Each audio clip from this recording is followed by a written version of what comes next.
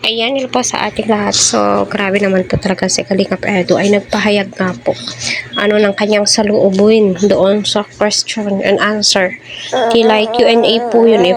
Kaso, puro saloobin niya kung ano po yung mga opinion po niya. At kita naman po natin, napaka-positibo po niyang tao. Kaya, marami nga po yung nagmamahal sa kanya at sumusuporta. Diba? So, ayun na nga po, patuloy po natin suportahan si Kalingap Rob Quiaval at ang buong team. Please, wag po natin iskip ang kanilang ads. Para sa ganun nga po ay marami pa pong kababayan po natin ang kanilang malingap and syempre ang kanilang matulungan. Pa-subscribe naman din po ng aking channel. Hit the notification bell para updated po kayo sa ating mga pag-uusapan. So, yun na nga daw po, sasamahan daw po ni Kalingap Edu si Viansay sa pag-audition ng ating PBB. O, diba?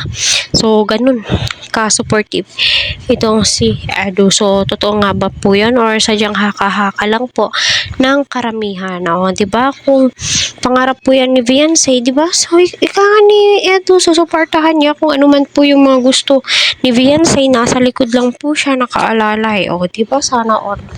So, masasabi mo po talaga na blessing. No, blessing po yung pagkakakilanlan nilang dalawa. No, o kumbaga, give and take lang, di ba? Hindi naman po pwedeng always na lang, ganun, di ba? So, mararamdaman mo na naka-full support sila sa isa't isa. Si Viansay ay sinusuportahan si Eds. Halos siya din po yung naghahawak ng kamera. Minsan, kapag nag-e-scout, so dyan mo masasabi talaga na wini-workout po nila at kinikilala po nila yung isa't isa.